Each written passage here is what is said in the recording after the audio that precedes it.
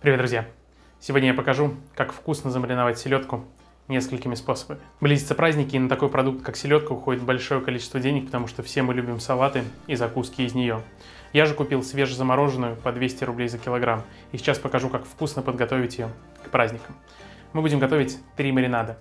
Первый маринад будет сухой. Здесь все просто. Нам нужно смешать 2 столовые ложки соли, 1 столовую ложку сахарного песка и молотый перец. У меня здесь черный, красный и белый. И хорошенько перемешать. Это самый простой и классический способ. Теперь переходим к рассольному. На литр холодной воды я добавляю все те же 2 столовые ложки соли, столовую ложку сахарного песка, 2 лавровых листика и несколько горошин душистого перца. Доводим до кипения и даем остыть до комнатной температуры. Это самый классический рассольный способ засолки селедки. Отлично, закипел, выключаем. А мы готовим шведский маринад. 800 мл воды, 200 мл красного вина, 2 столовые ложки соли и 1,5 столовые ложки сахарного песка, 1 лавровый лист, душистый перец и 2 чайные ложки зерненой горчицы с горкой. Также нужно довести до кипения и остудить. Этот маринад мой самый любимый. Он получается пряный, чуть-чуть сладковатый, в то же время достаточно соленый. Очень вкусная селедка. Великолепно. Осталось дождаться, чтобы они остыли, и будем засаливать нашу селедку. Делать это можно будет прямо в кастрюле, если у вас есть свободная кастрюля, чтобы вы оставили ее на несколько дней, либо в вакуумных мешках. Отлично. Маринады остыли, а это значит, что мы можем просаливать и вакуумировать нашу рыбу. Первый, как я и говорил, будет сухой посол. Здесь все достаточно просто. Соль, перец, сахар. Высыпаем к нашей рыбе. За время просаливания она сама распределится.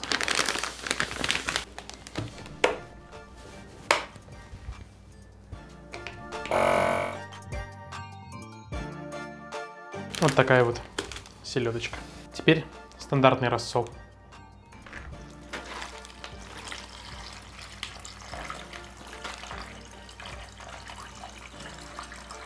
Здесь мы вакуумируем аккуратно, совсем чуть-чуть.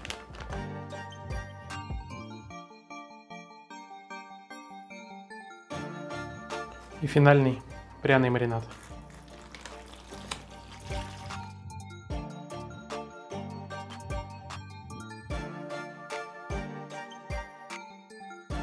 Если же вы планируете засаливать вашу селедку в ведрах или кастрюле, то просто придавите их сверху чем-то, чтобы они всегда находились в рассоле.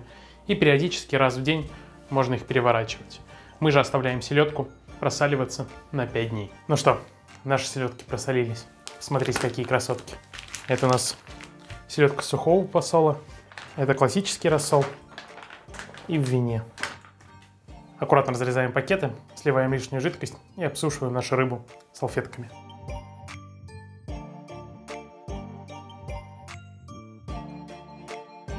Вся селедка разных посолов получилась абсолютно по-разному. Сухой посол упругая и твердая. Хорошая упругая рыбка. В классическом рассоле достаточно мягкая. Ну а та, которая просаливалась в вине, получила благородный темный оттенок. Выглядит как элитный автомобиль. Не буду тратить ваше время, быстренько разделаю и увидимся на подаче.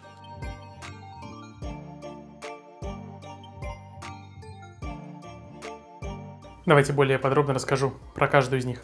Селедка сухого посола получается самая плотная, у нее самые выраженные кусочки, самые упругие и красивые по форме. И она получается самой соленой по вкусу. Отлично подойдет, если вы хотите делать просто нарезку на праздничный стол, подать ее с луком, ароматным маслом. Шикарная жирненькая рыбка. Селедка в посоле получается более нежная по вкусу и отлично подойдет, если вы хотите приготовить салат по типу селедки под шубой.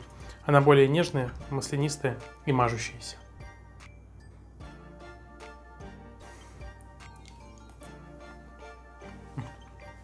Но тоже очень вкусно. Ну и селедка в пряном посоле с вином и горчицей обладает невероятно утонченным ароматом. Получается очень вкусное, отлично подойдет как самостоятельное блюдо.